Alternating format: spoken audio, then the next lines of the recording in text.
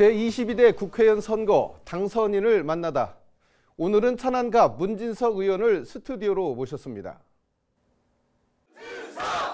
문진석!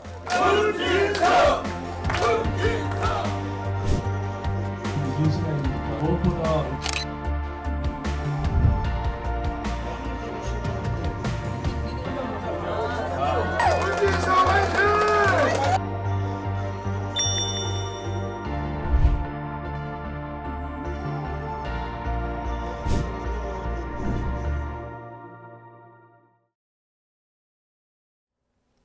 문진석 의원님 어서 오십시오. 네, 반갑습니다. 네, 반갑습니다. 네.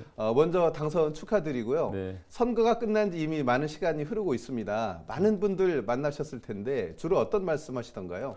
네, 먼저 천안 시민 여러분들께 다시 일할 기회를 주셔서 진심으로 감사드린다 말씀드립니다. 선거 끝나고 많은 분들께서 이겨줘서 고맙다. 너무 어려우니 좀 잘 살게 좀 해달라 이런 국민들이 많았고 이번 선거 굉장히 어려운 선거였습니다. 네, 그러셨군요. 그렇다고 하면 그 당선이 확정이 됐을 때 네. 그때 어떤 생각이 좀 드셨나요?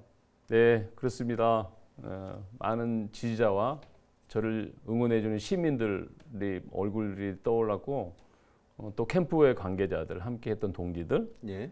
그다음에 무엇보다도 이번 선거가 네거티브 선거로 이렇게 진행이 되면서 저희 가족들이 많은 상처, 마음의 상처를 입었을 것 같습니다. 말하진 않지만. 네. 그래서 가족들한테 참 미안한 선거였다. 원래 이제 가족들한테 뿌듯한 선거가 돼야 되는데 가족들한테 좀 미안하고 민망한 선거가 됐다. 이런 생각이 네. 들었습니다. 그리고 당선된 이후에 기쁨도 잠깐 있기는 했지만 네. 개인적으로 더 기쁨보다는 좀 무거운 책임감.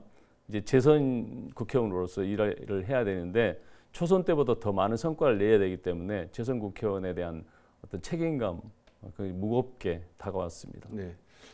무겁게 다가왔다. 저도 굉장히 무겁게 그 마음이 가슴에 다가오는데요. 네.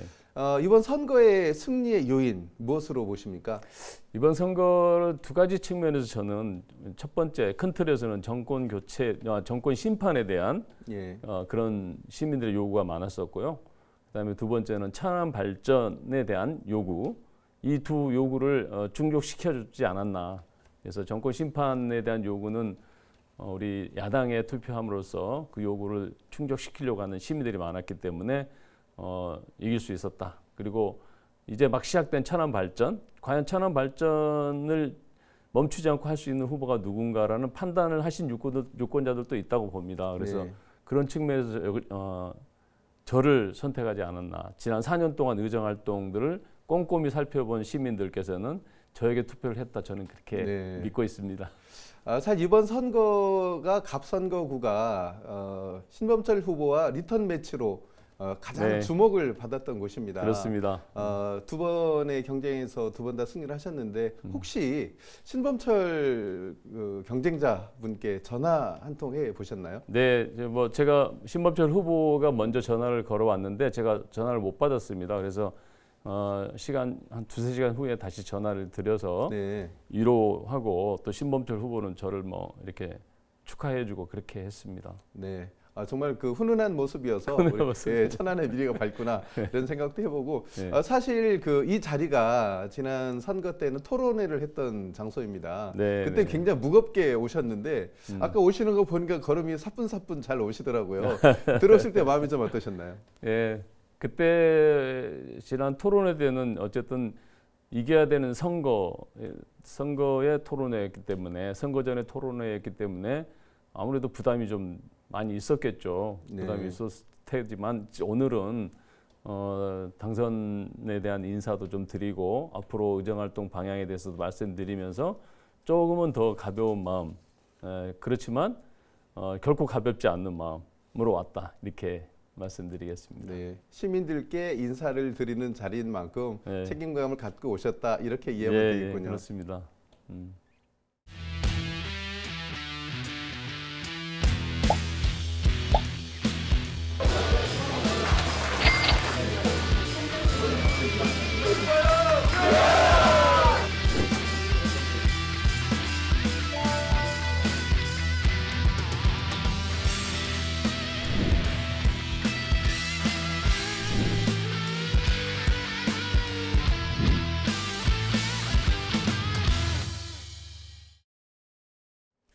자, 이제 분위기 좀 바꿔보겠습니다.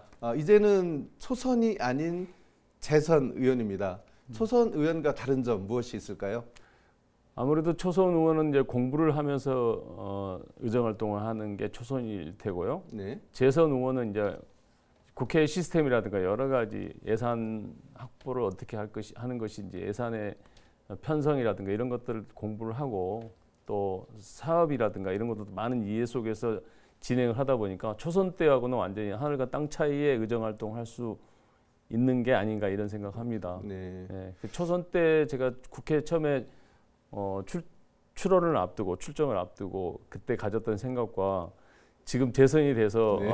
그 앞둔 생각은 굉장히 저 자신도 많은 변화가 있다라는 걸 그렇군요. 느낄 정도로 예. 초선과 재선은 많은 차이가 있을 거다 네. 있다고 생각합니다. 이번 선거를 가만히 들여다보면 정권 심판격인 부분이 강하다는 것이 여러 조사에서도 많이 나오고 있습니다.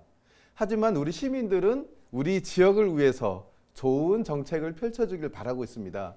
재선 의원이 되셨으니까 국회에 입성하시면 제일 먼저 추진할 공약 어떤 것이 있을까요? 네, 지금 시민들이 굉장히 어려워하고 계십니다. 경제적으로요. 민생 경제 파탄 나면서 굉장히 어려워하고 계시는데 윤석열 정부의 2년 동안 고환율, 고금리, 고물가로 3고에 시달려 왔습니다. 네. 근데 최근에 이란과 이스라엘 사태로 인해서 고유가까지 겹치면서 신사고라는 이런 어려운 상황에 처해 있는데 네. 이런 어려운 상황에 처해 있는 우리 민생 경제를 회복하기 위한 정책을 담을 수 있는 그런 법안을 지금 준비하고 있다는 말씀을 드리고요.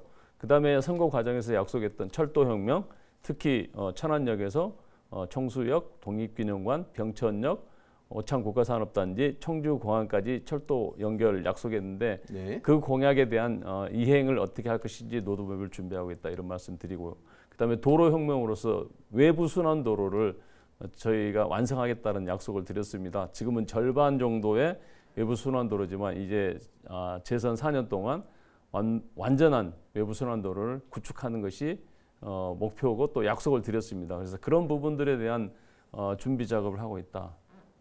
이런 말씀 드리겠습니다.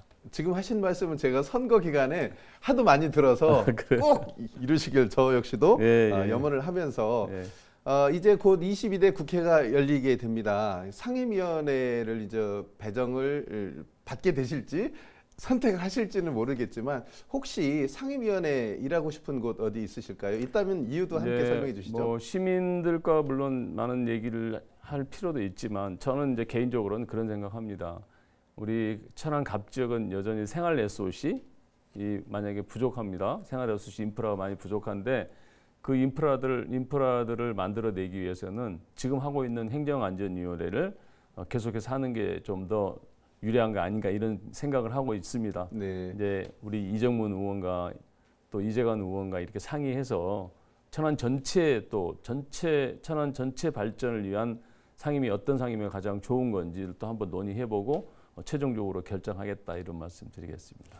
아무래도 의원이 세 분이 계시니까 서로 좋은 자리 그렇습니다. 세 분이 다 네. 가셔서 지역 발전에 핵심적인 역할을 하시겠다는 구상으로 제가 이해를 하고요. 네. 좀 돌아보면 21대 국회에서 의원님의 좀 잘했던 점 그리고 돌아보면 또 아쉬운 점이 있을 것 같습니다. 어떻습니까? 가장 아쉬웠던 것은 뭐냐면 국회의원의 특권을 내려놓자라고 하는 일하는 국회의원법을 제가 반드시 통과시키고 싶었으나 통과를 못 시켰습니다. 네. 그게 가장 아쉬웠던 부분이고요. 소위 말하면 이제 일하지 않으면 세비 받지 말자라고 하는 취지의 법안입니다. 그래서 여전히 국민들은 국회에 대한 불신이 높지 않습니까? 그래서 국민들의 불신을 불식시키기 위해서라도 일하지 않으면 세비 받지 말자. 그 법안은 반드시 통과를 시키는 게 맞는데 네. 그걸 통과를 시키지 못한 게 가장 아쉬운 부분이고 그러니까 잘했던 부분은 제가 사실은 20년 임시 역사 천안역의 명품 천안 역사로 물꼬를 튼 게 가장 잘한 일이다. 저는 그렇게 생각합니다. 네.